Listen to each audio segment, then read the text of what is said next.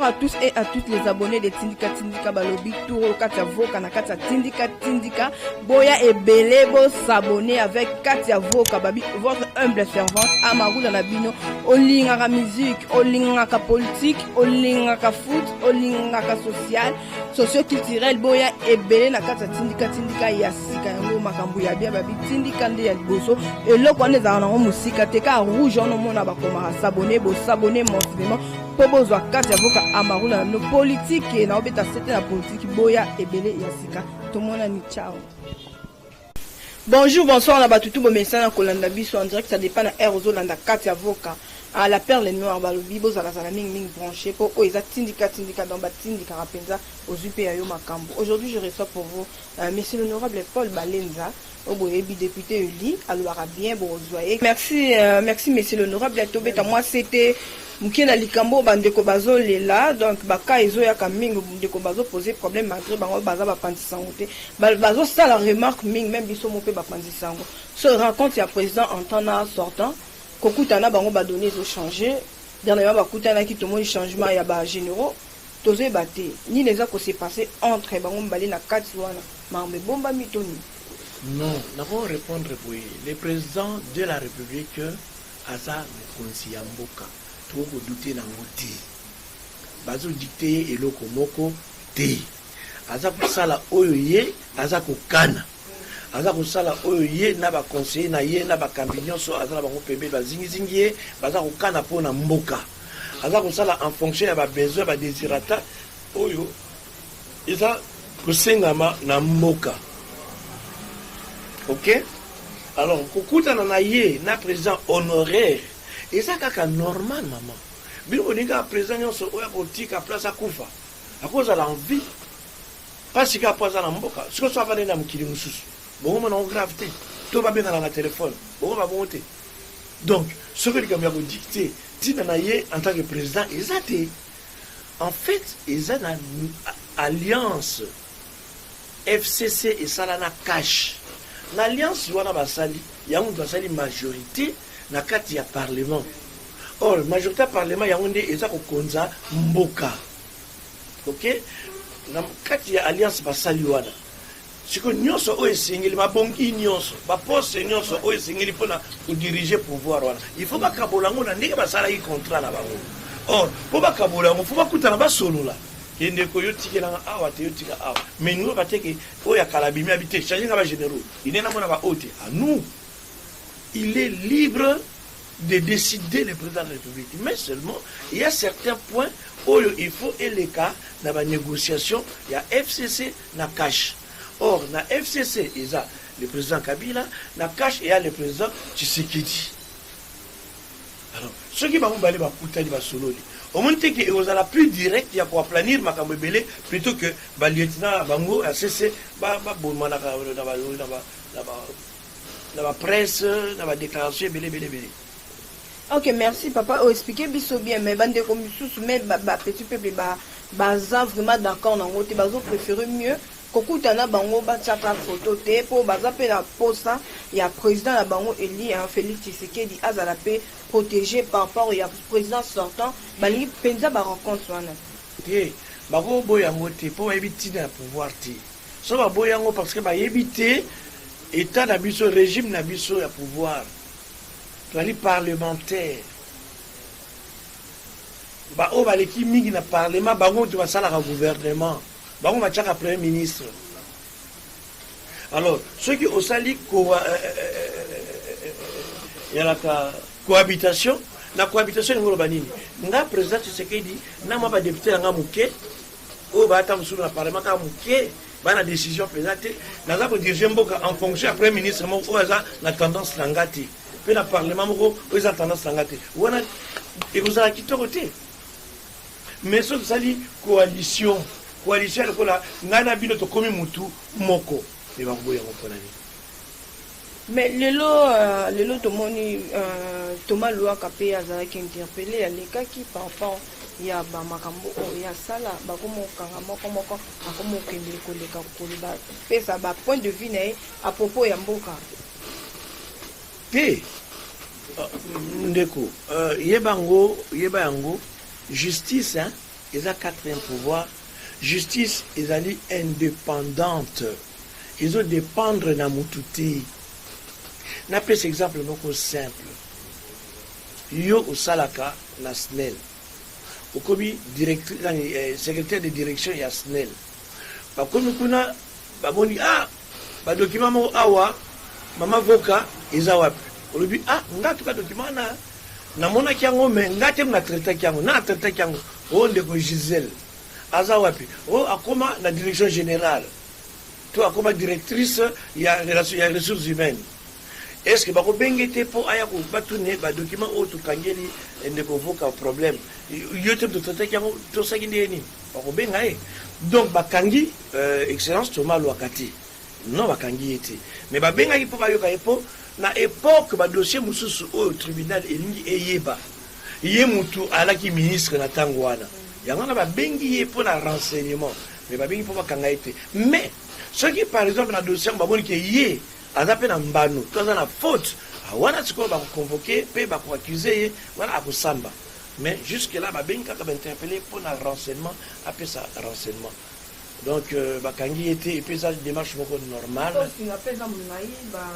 Bilochi bana pe bazana kati matata polo pe azana kati na sima na ba pe babi André Kimbuta pe azoya wana na yebité wana en tout cas tozoyo kango pe tozo de la justice sala musana wana musala parlementaire ti justice a déjà saisi na ba document bango na bango bazo bimisala bakombo ke dossier oyo na saki on peut la kamboye na mutu boye bo benga na mutu wana dossier oyo na saki bo mutu wana Paul Balenza na pesa ki po atongelanga banda ku 300 awa na kama mbele matongite wapi Paul Balenza aza bo benga.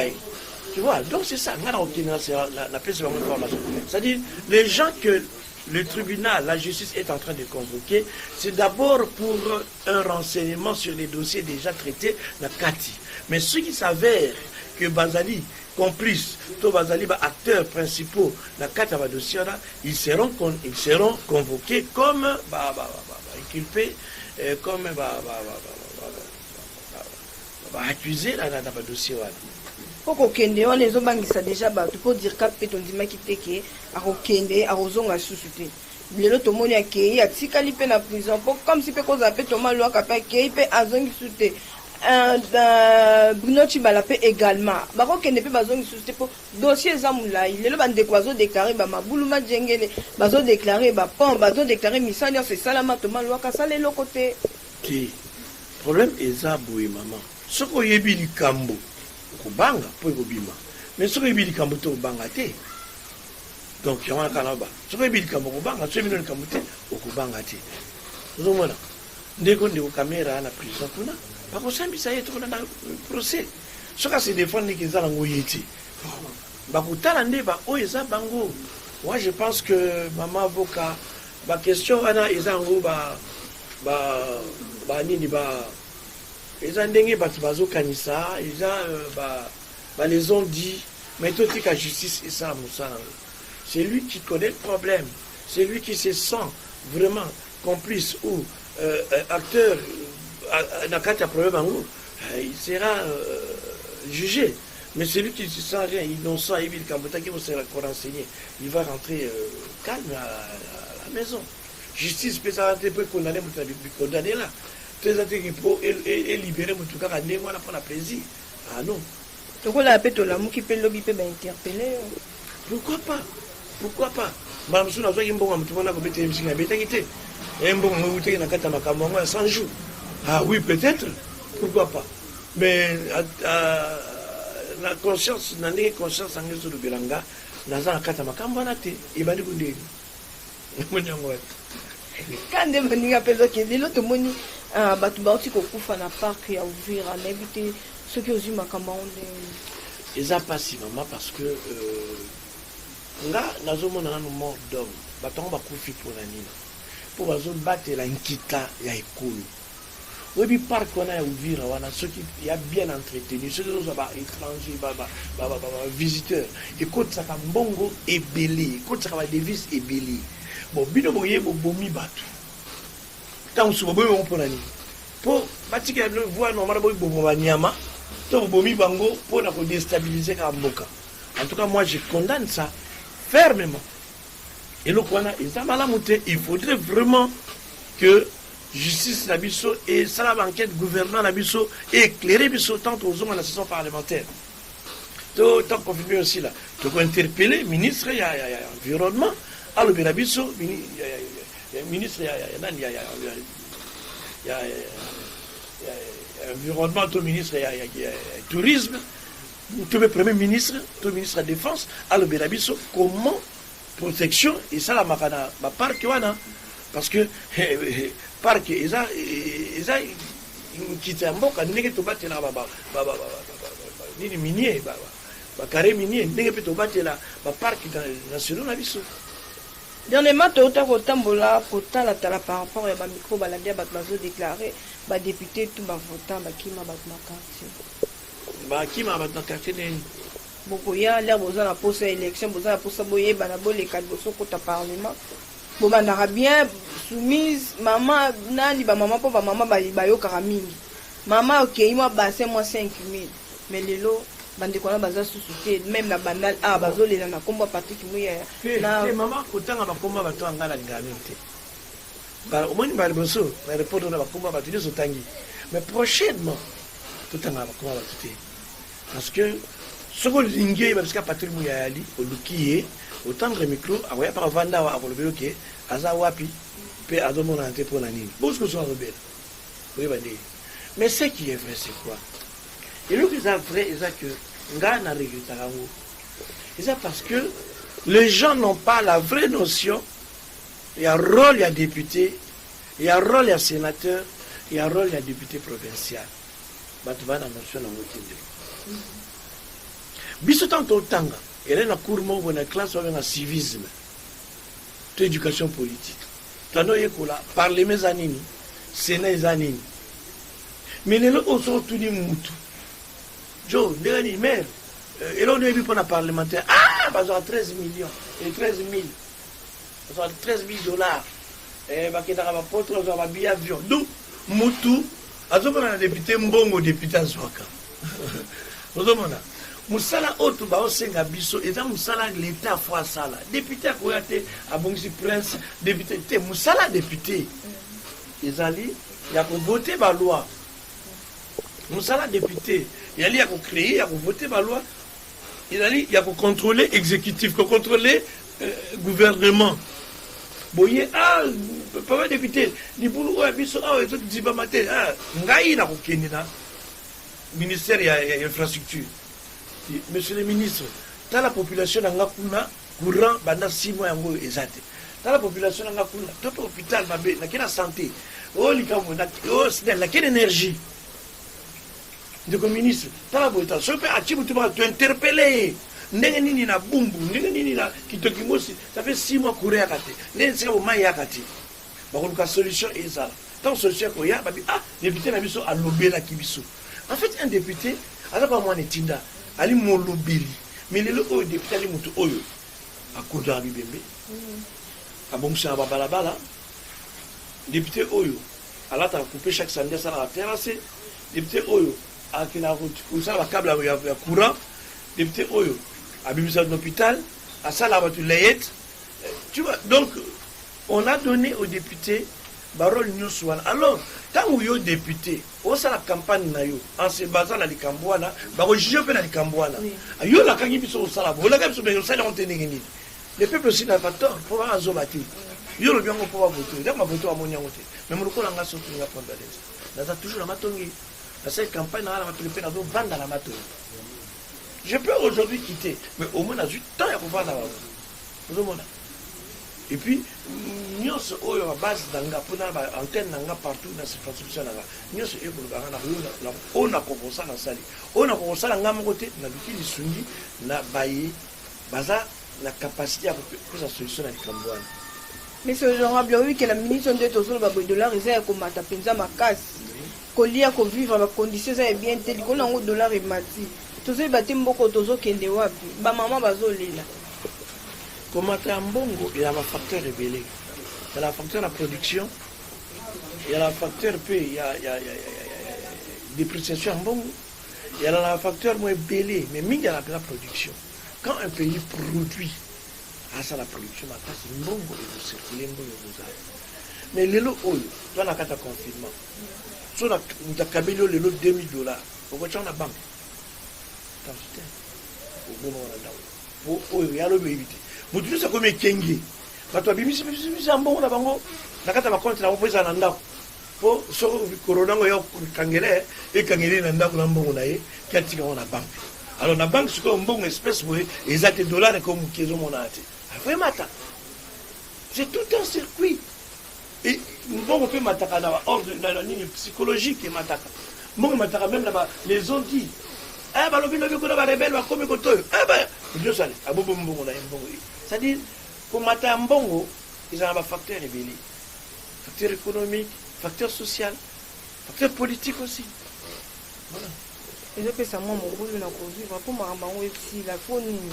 tozela kaka confinement makambo ebanda normal to ndenge nini ti mpo makambo esila wana ya solo so toza lelo oyo na bandako ya mpona maladi tosala motu makasi te corona ezali malamu tokufa ata nzala na ndako mais tozala envie ke toluka welawela eloko tolia lipa na maladi po maladi etambola na motu toatambusa maladi yango etambola yango moko te mutu azotambusa yango puisque tozokutana na baeglise na babus kutu ndenge ndeko wana moni wana kosoli wana esika biso soa kosoli deux fois nde bato akimi to les gens ne sont pas trop bien informés yango wana il faut kaka bamesure de barrière ezala bageste de barrière ekozala kolata masque kosukola maboko ntango nyonso voilà quoi mais moi je suis sûr que kala te coronaire osila nango sikoyo tobanda mpe nanu mpe kokanisa nini ekoyela biso to nini tokosala après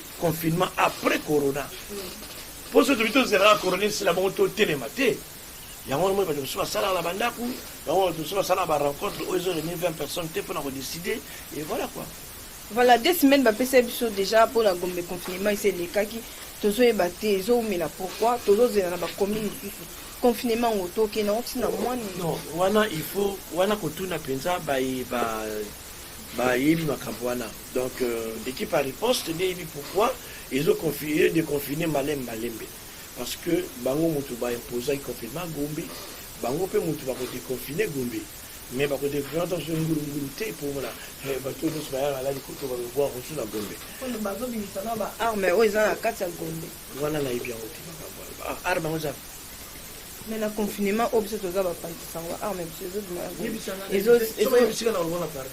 ezosalamaka chef de l'état azosala mosala kitoko mpo malgré confinement baconfine gombe me makambo mosusu ezobimabima arme wana nayebi yango te elimbisanga député mpa koyeba nyonso taza motu yoka mpe na confinement bona nalandaki information te oyo arme wana nayebi yango te mais ce que je sais na kati ya bainvestigation na nga le confinement baparamètre nyonso elaki étudie te boconfine bato kangi na ndako babima te mais bachege oyo ya gombe oyo bazanga place ya kolala boconfina bango te tu sais les dégâts que les chege ont causé na gombe bato ya gombe bayebi yango eza na baboutique mosusu oyo sécurité eza malamu te babuki bakandida mpe bakoti eza na babato mosusu bamama mosusu oyo ta mosusu asalaka kuna ana mokanda azwaka mpo aleka ake asali kuna abimi na banzela bazokanga bango e ntango bodéconfine gombe bolobi bobakisi susu quelques jours mais bato base préparaki mpona bajour oyo bobakisi te base préparaki mpona 15 jours nyonso ce sont des problèmes qu'on devait étudier avant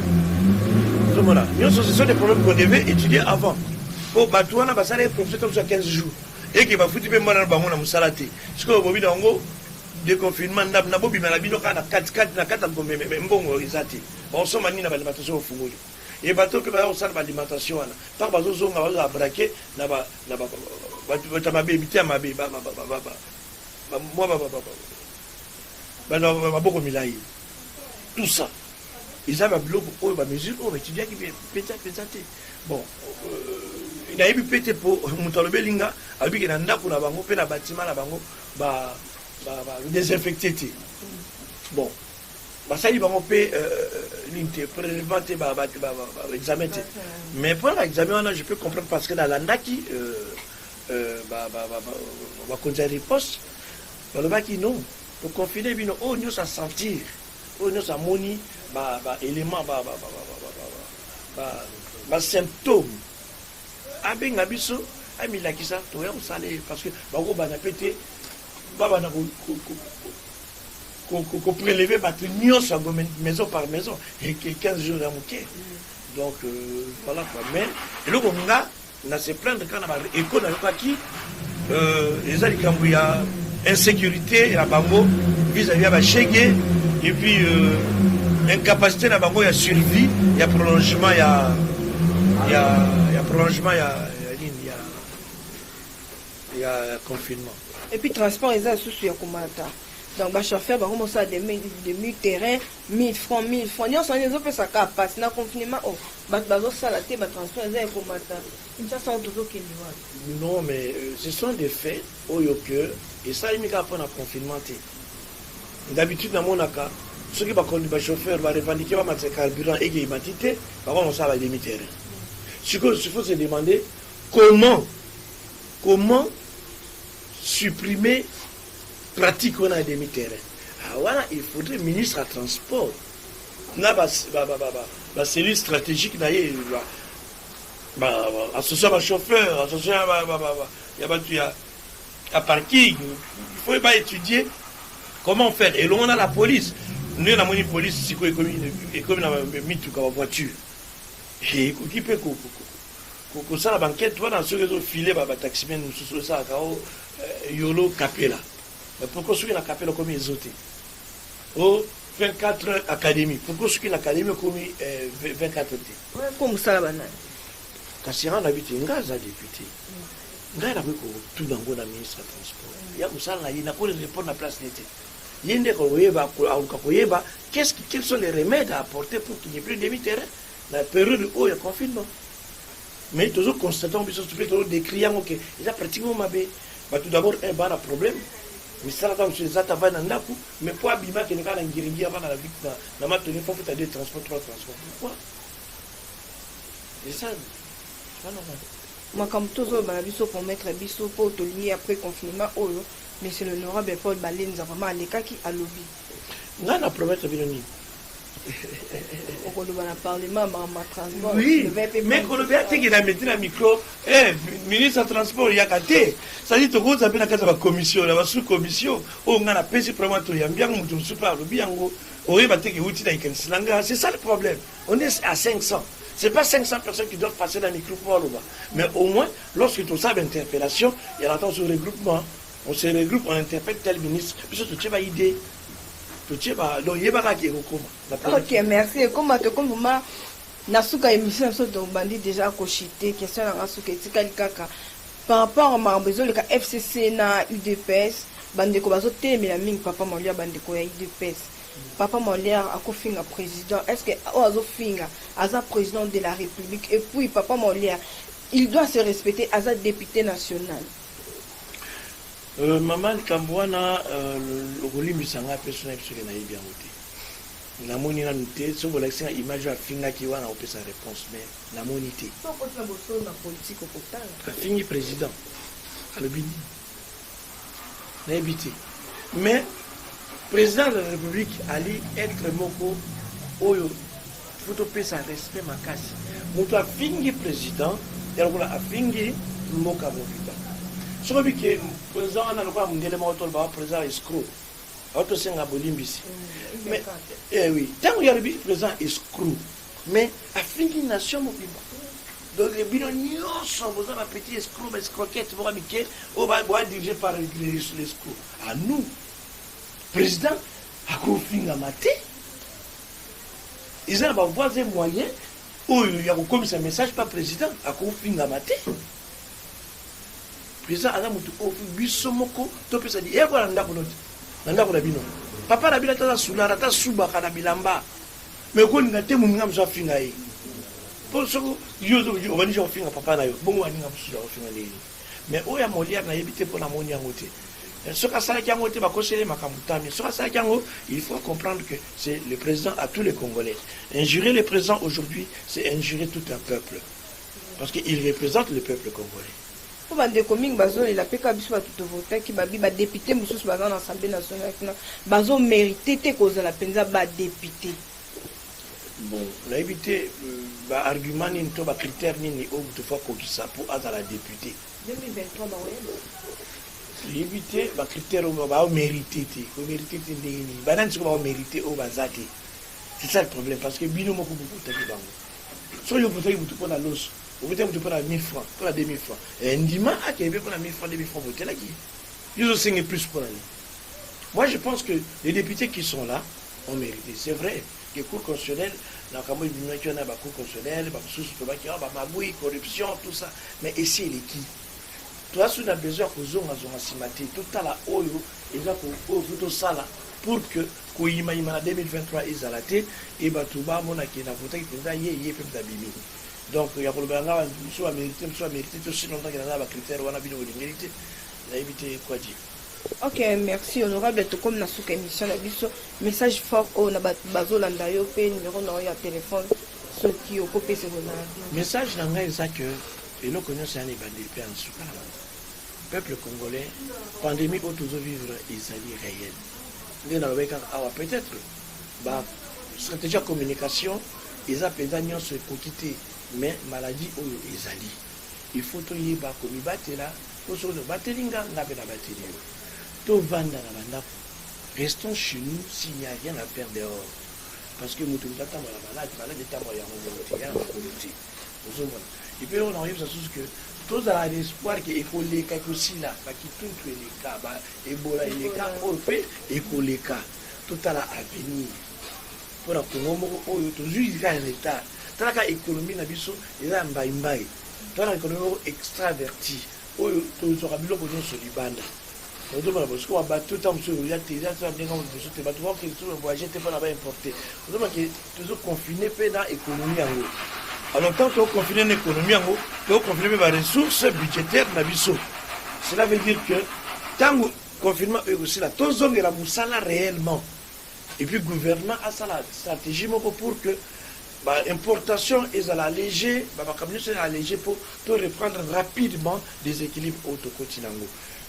On va dire que ce mot Talanga, dans un député à circonscription à Funa, maintenant député national. Donc, attends, tu as Kasumbalé, ça attend Louosi, attends, il y a Kipushi, ou Kanga, dans 049 39 259. Donc, dans un 049, 9 minés, 39 259. Voilà, au Bosongai. Merci beaucoup, honorable Nandingo disposé Tanayo. Il y a Koyati pour répondre à l'invitation. Merci, je vais remercier Bino. Ok, voilà, merci. Là, c'était bien moi, Katia Voka, la perle noire. Vous avez toujours branché et puis vous aimez, vous partagez vraiment. Et bien, comme ça, la biso bien, comme ça, la bino bien, bah, critique, bah, remarque, qu'ils ont toujours, il y a bino.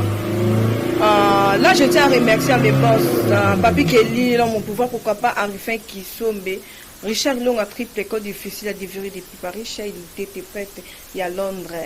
Derrière la caméra, je vois Junior Boui, tout mon ami. Il y a Djoubek qui est là, Peggy Tita, René Abir aussi, Tozakina Bango, voilà, merci, l'équipe technique, Mbumba.